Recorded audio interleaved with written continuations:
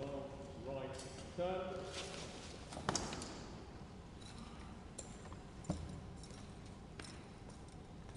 And well, dressing by the centre, left and right dress.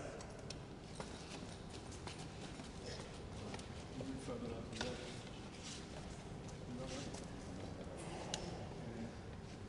You have your back to the side. Back. Come closer. Okay.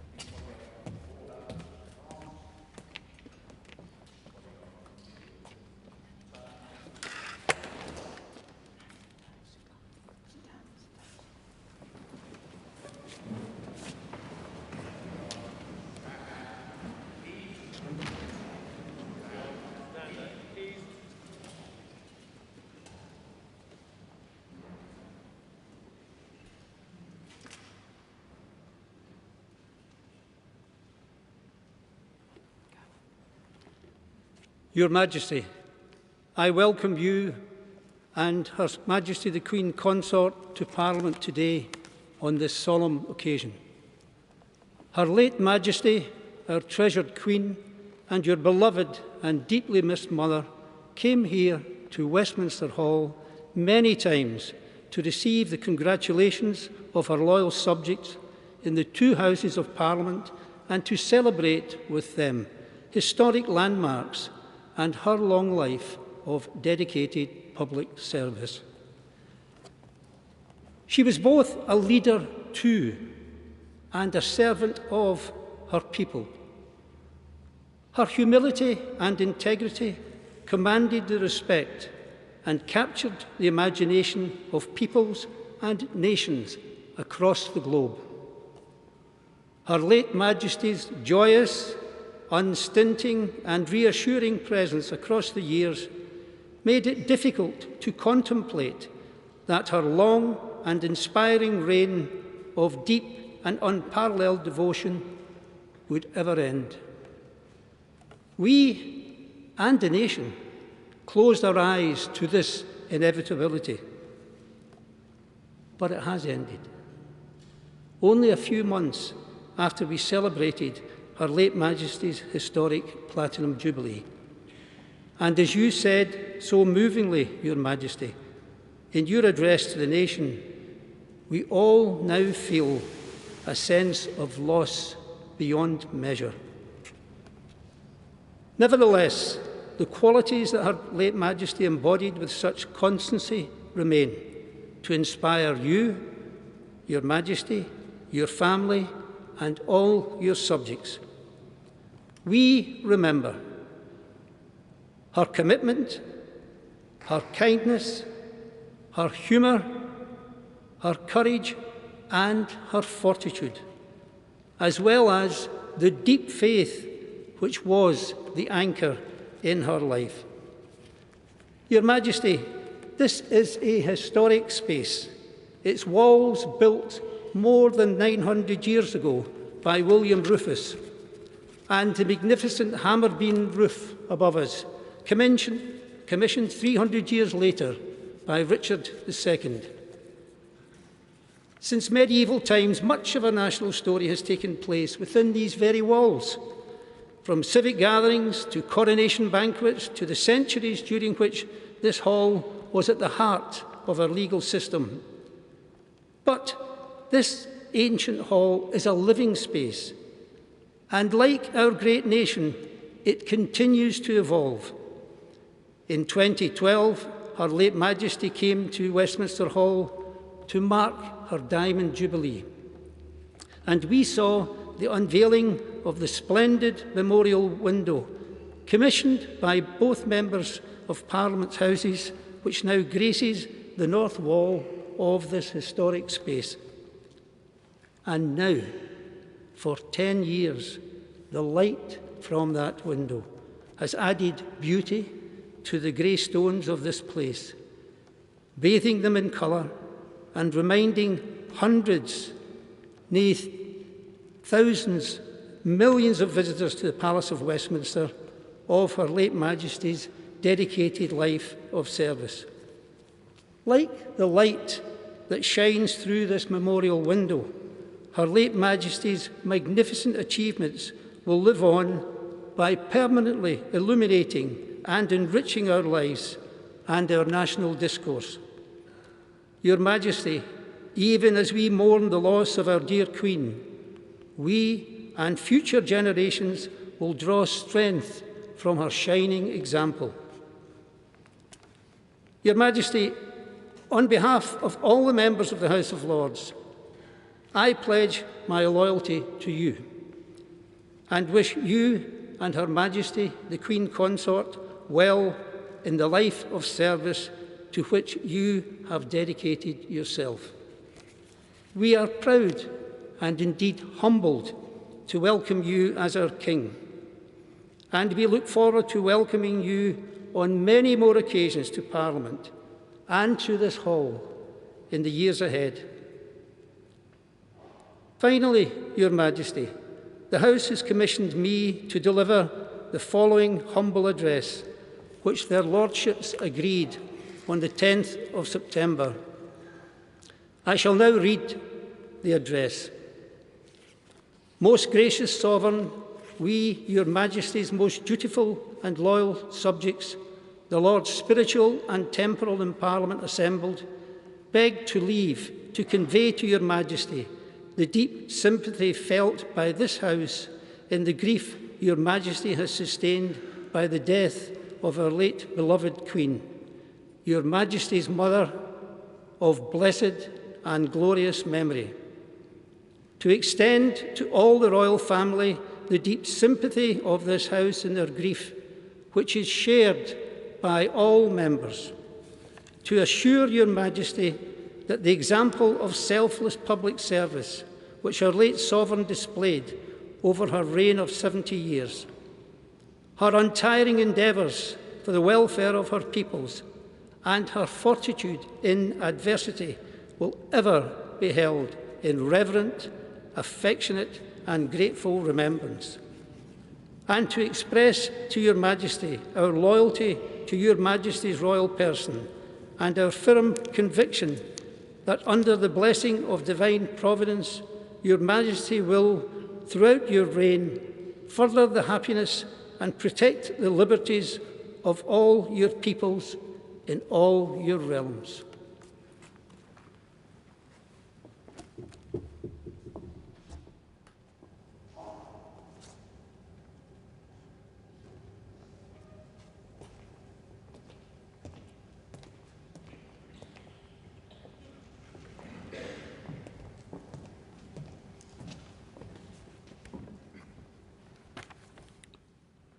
Your Majesty, let me repeat our welcome to you and to Her Majesty, the Queen Consorts.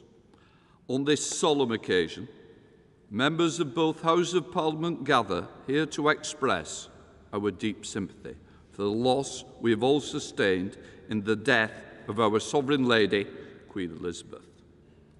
We have seen that this is a loss that is felt around the world. It is a loss to the United Kingdom, the overseas territories, the Crown dependencies, and many countries over which she reigned. It is a loss to the entire Commonwealth, which she did so much to nurture. It is a loss to all of us, but we know, most of all, it is a loss to you, Your Majesty, and to the royal family. Newspapers have been filled with photographs of Her late Majesty since the news broke. The most touching have been the glimpses into the family life which we usually kept sheltered from public view. Deep as our grief is, we know yours is deeper.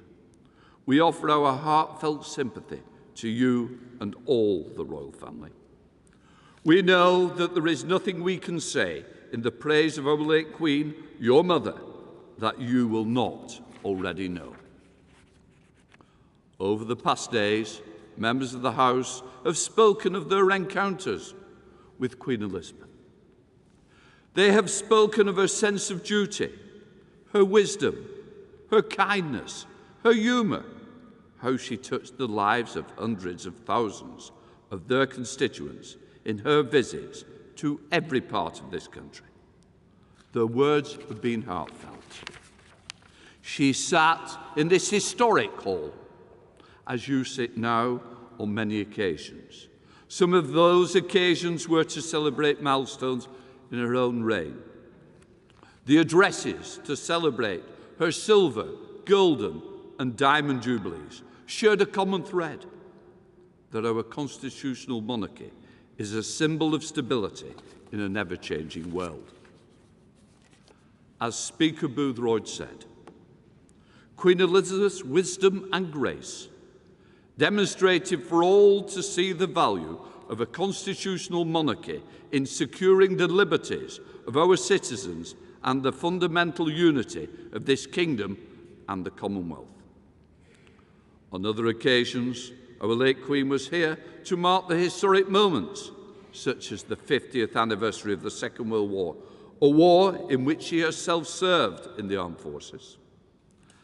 And in 1988, we celebrated the 300th anniversary of the revolutions of 1688 to 1689.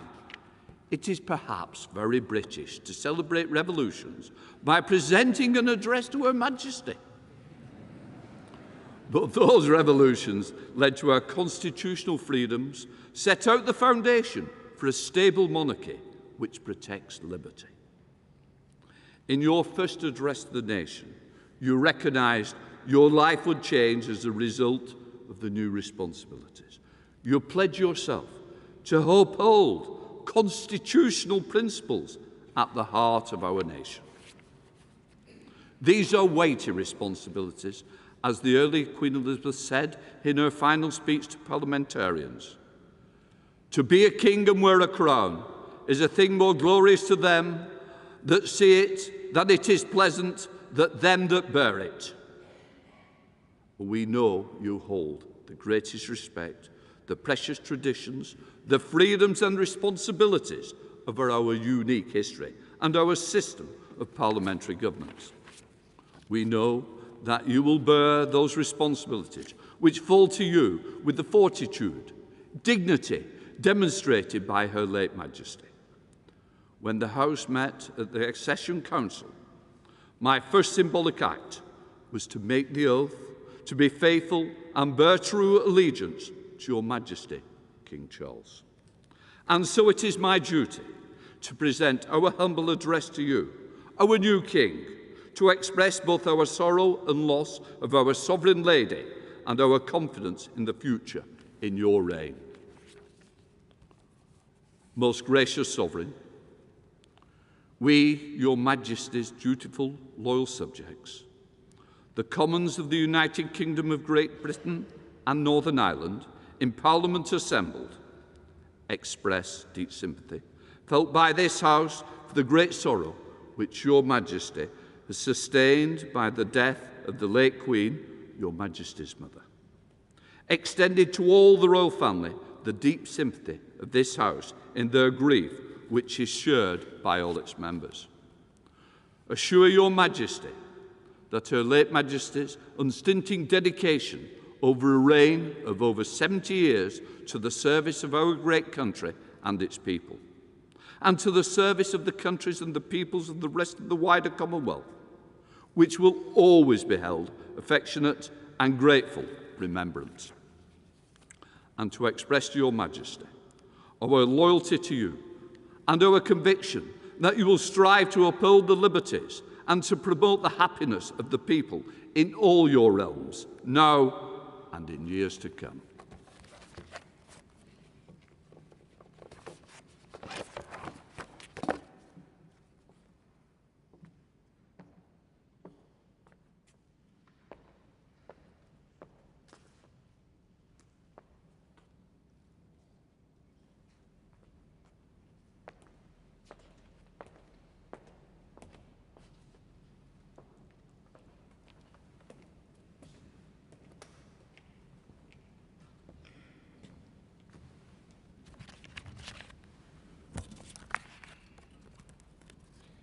My Lords and members of the House of Commons, I am deeply grateful for the addresses of condolence by the House of Lords and the House of Commons, which so touchingly encompass what our late sovereign, my beloved mother, the Queen, meant to us all. As Shakespeare says of the earlier Queen Elizabeth, she was a pattern to all princes living. As I stand before you today, I cannot help but feel the weight of history which surrounds us and which reminds us of the vital parliamentary traditions to which members of both houses dedicate yourselves with such personal commitment for the betterment of us all. Parliament is the living and breathing instrument of our democracy.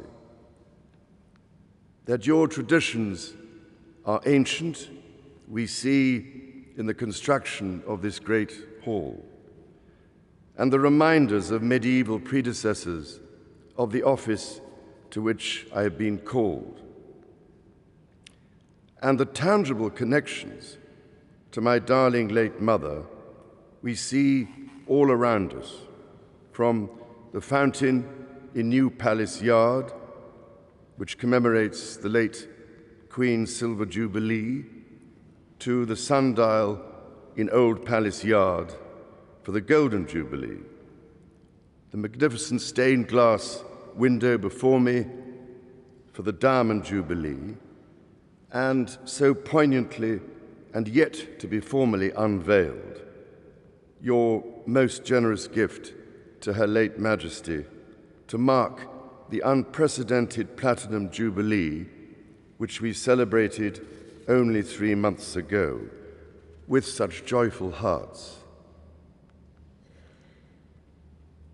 The great bell of Big Ben, one of the most powerful symbols of our nation throughout the world and housed within the Elizabeth Tower, also named for my mother's Diamond Jubilee, will mark the passage of the late Queen's progress from Buckingham Palace to this Parliament on Wednesday.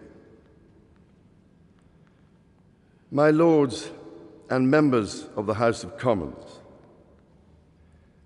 we gather today in remembrance of the remarkable span of the Queen's dedicated service to her nations and peoples. While very young, Her late Majesty pledged herself to serve her country and her people and to maintain the precious principles of constitutional government which lie at the heart of our nation. This vow she kept with unsurpassed devotion. She set an example of selfless duty, which, with God's help and your counsels, I am resolved faithfully to follow.